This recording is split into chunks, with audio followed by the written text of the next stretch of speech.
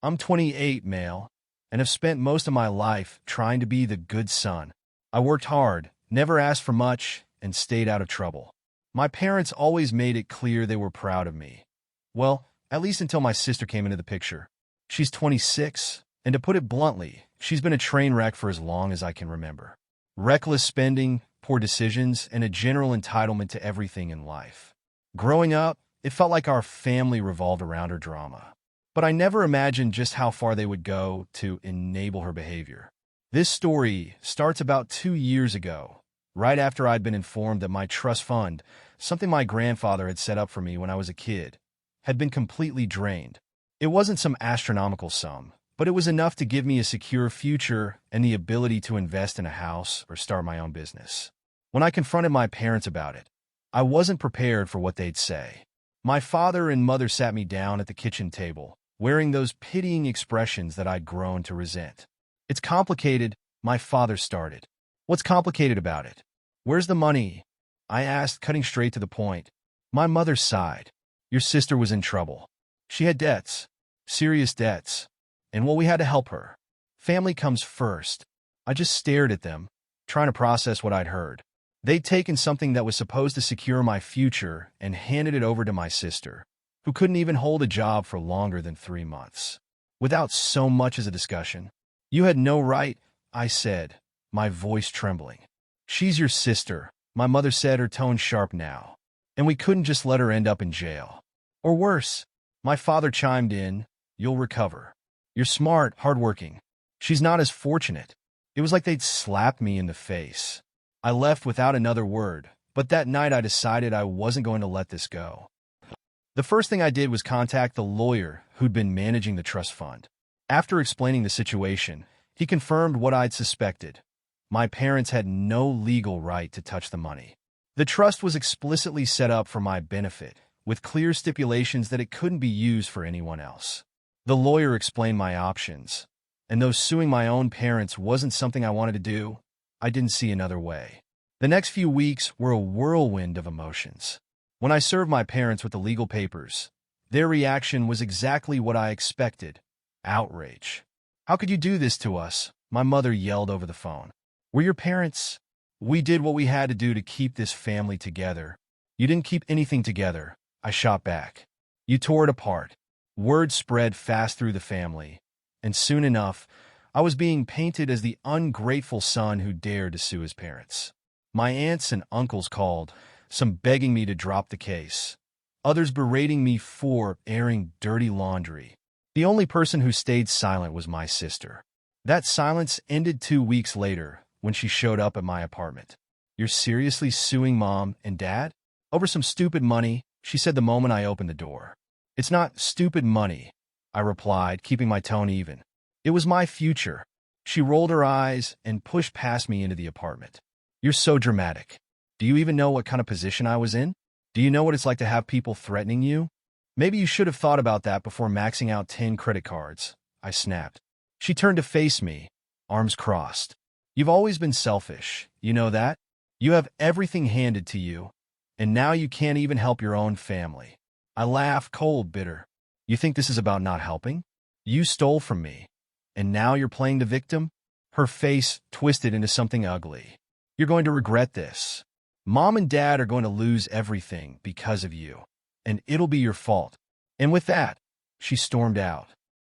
The lawsuit moved forward, though it wasn't a simple process. My lawyer made it clear that this would take time, but I was determined. During discovery, we uncovered the full extent of what had happened. My parents hadn't just drained the trust, they'd also taken out a second mortgage on their house and maxed out their own retirement accounts to bail my sister out of her debts.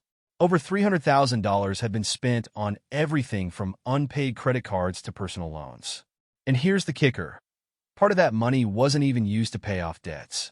My sister had used a significant portion for vacations, designer clothes, and even a down payment on a car. When this came to light, I was livid. I confronted my parents again, hoping they'd finally admit what they'd done was wrong. But instead, they doubled down. "We were trying to protect the family," my father said, sitting stiffly in the living room. "Protect the family?" I repeated, my voice rising. You protected her at the expense of everyone else. You didn't even ask me. You wouldn't have understood, my mother said. You've always been more concerned with your own life. You have no idea what it's like to worry about someone who can't take care of themselves. That's not my responsibility.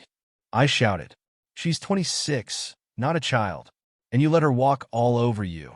And me. My father stood up, his face red with anger. You're tearing this family apart. Do you even care about what this lawsuit will do to us? I stared at him, the weight of his words sinking in. I'm not the one who tore this family apart. You did that when you chose her over me. The depositions were brutal. My parents tried to argue that they'd acted out of necessity, but the terms of the trust were clear. They had no legal right to touch the money. My sister was called to testify, and her entitlement was on full display. This whole thing is ridiculous, she said, leaning back in her chair like. The courtroom was her personal stage. I didn't steal anything. Mom and Dad gave me the money because they knew I needed it. Isn't that what family is for? The opposing lawyer pressed her. Did you use any of the funds for non-essential purposes? For example, vacations, luxury items, or personal expenses? She hesitated but then smirked. Yeah, but it's not like I blew it all on stupid stuff. Everyone needs a break sometimes. It was like watching a car crash in slow motion. She didn't realize or care how bad she was making herself look. By the time she finished her testimony, even my lawyer seemed taken aback by her arrogance. About 6 months into the case, my parents started to realize they were in serious trouble. The trust terms were ironclad, and they were facing the possibility of having to repay the entire amount, plus legal fees. They tried to negotiate with me, offering a partial repayment plan, but I refused. This wasn't just about the money anymore. It was about accountability. Then came the dirty tricks. My parents started spreading lies about me to the extended family. Suddenly, I was the greedy son who didn't care about his struggling sister. At family gatherings, I was openly ostracized. One of my cousins even accused me of being heartless for suing my own parents.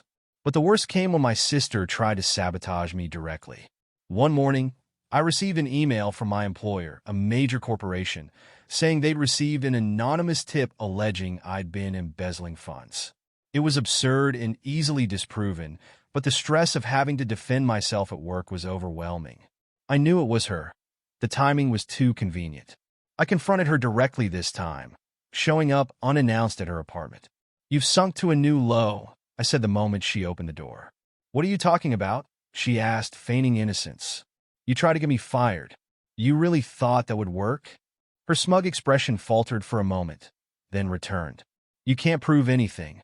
I stepped closer, my voice cold. Maybe not, but the court doesn't look kindly on people who retaliate against plaintiffs. Keep this up, and you'll dig yourself an even deeper hole. For the first time, she looked genuinely nervous. She slammed the door in my face, but the damage was done. I called her bluff. The trial was the climax of it all. My parents broke down in court, pleading with the judge to show leniency. They talked about how they'd only wanted to protect their daughter, how they'd never intended to hurt me. My sister, predictably, painted herself as the victim, claiming she'd been under immense pressure and had no other options. When it was my turn to speak, I kept it simple. This isn't about punishing my parents. It's about holding them accountable. They made a choice to take what wasn't theirs and to betray my trust. If there are no consequences, what's to stop them from doing it again? The judge ultimately ruled in my favor. My parents were ordered to repay the full amount of the trust, plus interest and legal fees. Since they didn't have the money, they were forced to sell their house to cover the debt. My sister was left with nothing, and her credit was in shambles. After the judgment, my parents were devastated. They had to move into a small rental property, far removed from the suburban comfort they were used to. My father retired early due to stress, and my mother became distant, refusing to speak to me unless absolutely necessary. My sister, however, was another story. She didn't take the loss well. She tried to guilt me into giving her money, claiming she was practically homeless and that it was all my fault. Are you seriously just going to leave me like this? She asked during one of her uninvited visits to my apartment. Yes, I replied firmly. I've done more than enough for you by not pressing criminal charges. Consider yourself lucky." Her face turned red with rage. "You're disgusting. You think you're so much better than everyone else, don't you? One day, you'll realize how wrong you are." I didn't bother responding. I'd wasted enough energy on her. As satisfying as it was to see justice served, there was no real victory here. My relationship with my parents was permanently fractured. They blamed me for everything, refusing to acknowledge that their own actions had led to this. The extended family remained divided, with some quietly supporting me while others continued to vilify me. Over time, I found peace in knowing I'd stood up for myself.